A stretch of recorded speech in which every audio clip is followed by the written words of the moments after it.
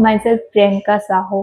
Basically मैं उड़ीसा से ही हूँ, बट 4 साल से जॉब के चलते यहाँ झारखंड में हूँ। टाटा स्टील में काम करते हैं, टाटा मेन हॉस्पिटल में as a senior staff nurse हम काम करते हैं।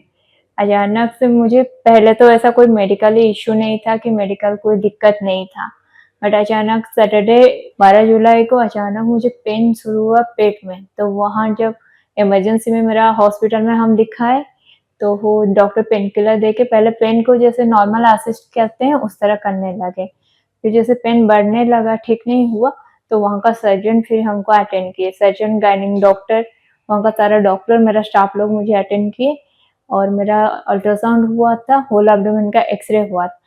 तब तक मेरा पेट में पल्परेट हो चुका था और मुझे कॉन्स्टिपेशन के चलते ही मैंने ये दिक्कत हुआ।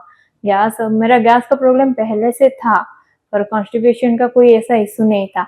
और जो मुझे आज दिक्कत हुआ है वो रेयर केस में ही होता है, यंग एज लड़की लोग को। एडल्ट एज में जब होता है ज़्यादातर, बट मुझे जो हुआ है तो वो और भी कोई भी यंग लड़की को कभी भी हो सकता है, बट रेयर केस में होता है, बट ये प्रॉब्लम होता ही है।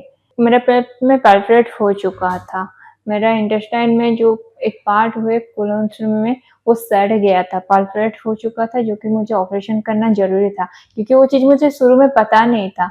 जब मेरा वहाँ का डॉक्टर पति मुझे यहाँ रेफर किए, यहाँ के जब हम एमआईसीयू में पहले इमरजेंसी में एडमिट है, इमरजेंसी में एडमिट होने के बाद वो हमको पूछे कि क्या इंजेक्शन मिला, क्या नहीं हुआ, सारा कुछ डिटेल्स लिए। उसके बाद कोलोस्टोमी का जो सर्जरी मेरा हुआ है अभी, वो तो पहले हमको पता भी नहीं था कि मेरा क्या हुआ है या क्या सर्जरी होगा। सर्जरी के बारे में मुझे कुछ भी आइडिया नहीं था। मुझे लग रहा था नॉर्मल पेन है, कुछ मेडिसिन होगा या इंजेक्शन होगा, उसके बाद मेरा ठीक हो जाएगा। और जब यहाँ पे आने के बाद बाकी सारा टेस्ट हुआ एमआईसीयू में, उसके बाद मुझे रेफर किया गया। वहाँ डॉक्टर मेहुल से मिले, वो मुझे अच्छे से गाइड किए। गाइड करने के बाद फिर मेरा सारा टेस्ट हुआ। उसके बाद डॉक्टर अंजना गांधी जो यहाँ के सर्जन है, वो हमको अच्छे से फिर कोऑपरेट किए, आके हमको समझाए कि तुमको क्या चीज़ का प्रॉब्लम है, किस चीज़ का ऑपरेशन होगा और क्या ऑपरेशन होने से तुम कैसे ठीक हो सकते हो। उसके बाद उस टाइम हाँ, हम पेन के चलते बहुत परेशान थे। फिर डॉक्टर लोग बट मुझे बहुत कोऑपरेटली समझा रहे थे और उस चीज़ को हम सुन भी रहे थे। जब ऑपरेशन की बात हुआ, मेरे घर में बात की, मेरे स्टाफ लोग मेरे साथ थे। मेरे साथ को मेरा फैमिली नहीं था, मेरा हॉस्पिटल का ही 2-3 स्टाफ, मेरा कलीग लोग, मेरा दोस्त लोग ही मेरे साथ थे। जब मेरा दोस्त लोग फिर मुझे साथ दिए, फिर मेरा हॉस्पिटल में पता चला कि इसका ऑपरेशन होने वाला है, तो उस टाइम फाइनेंशियली मुझे भी बहुत प्रॉब्लम हुआ था, जो कि मेरा हॉस्पिटल मुझे बहुत कोऑपरेट किया था और मेरे लिए भी डोनेशन भी किया था। ऑपरेशन के बाद 2 दिन के बाद जब एक दिन हमको लगता है मंडे शाम तक मेरा सेंस आया, बट पूरा सेंस मंगलवार तक आया। तो अचानक वो लोग भी आए थे, मेरे को कोऑपरेट किया। एनेस्थीसिया डॉक्टर आए, हमको बताए सारा चीज़, क्या इंजेक्शन देंगे, तुम कितना टाइम तुम्हारा ऑपरेशन में लगेगा, क्या नहीं, वो भी सारा चीज़ हमको समझाए थे, डिस्क्राइब किए थे। मतलब मंगलवार मॉर्निंग को मुझे पूरा सेंस आ गया था। मंडे इवनिंग तक आया था पर उतना हमको होश नहीं था। फिर सिस्टर हमको उठा के थोड़ा अप डाउन करके बिठाने की भी कोशिश किए और अच्छे से ट्रीटमेंट दिए। फिर मैडम आए तो फिर हम उनसे बात किए। डॉक्टर अंजना गांधी जब मेरे पेरेंट्स से मिले, उनको बहुत अच्छे से समझाए। फाइनेंशियली भी वो मैनेजमेंट से बात करके हमको कोऑपरेट भी किए।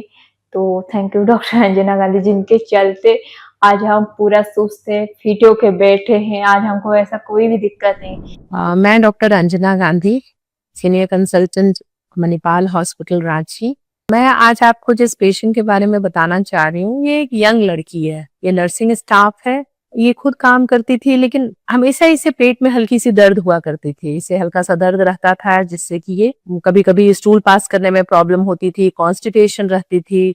नर्सिंग स्टाफ होने के बावजूद ये इस चीज को थोड़ा इग्नोर करती थी। काउंटर से जाके ये लैक्सेटिव ले लेती थी या पेन किलर ले लेती थी।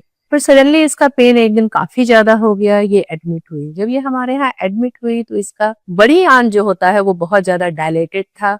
इसके पेरेंट्स या कोई भी यहाँ नहीं था, ये अकेले यहाँ थी। इसके फ्रेंड्स उठा के इसे लाए थे एंड स्लोली एंड ग्रेजुअली वो एकदम एनाकोंडा शेप में इसका पूरा का पूरा लार्ज गट डायलेटेड हो गया था। We had to go for surgery, it was an emergency surgery. ये डिजीज एज सच वॉल्वुलस कहलाता है, जिसमें आंत अपने आप अपनी जगह पे रोटेट कर जाता है। ये कॉन्जेनाइटल malformations होता है, ऐसे तो ओल्ड एज में it is more common, but इस लड़की में था। ऐसा देखा गया है कि कभी कभी आप छोटी छोटी चीजों को इग्नोर करते हैं और उसे बड़ा बना देते हैं। ये अगर मेरे पास पहले आई हुई होती तो इसकी सर्जरी लैप्रोस्कोपिकली हुई होती, बट ये काफी लेट की इसका आने में। जब इसकी सर्जरी हुई तो it was a big laparotomy and whole gut was dilated. It was like resection anastomosis was done. And resection anastomosis होता है यानी आंत को काट कर आंत को जोड़ना। उसके बाद से अभी तो ये काफी अच्छी है, काफी बेहतर है। 4-5 डेज में इसका डिस्चार्ज भी हो गया, बट इसके आईसीयू स्टे हुए, इसकी सर्जरी हुई, ये सब इमरजेंसी में हुआ। मैं बस इतना चाहती हूँ कि आप लोग कोई भी समस्या जब होती है, जब छोटी होती है, तो जाके अपने डॉक्टर से मिलें, जांच कराएं, कंफर्म करें क्या हो रहा है। ओवर द काउंटर मेडिसिन लेने से कभी कभी बड़ी चीजें भी इग्नोर हो जाती हैं। Thank you.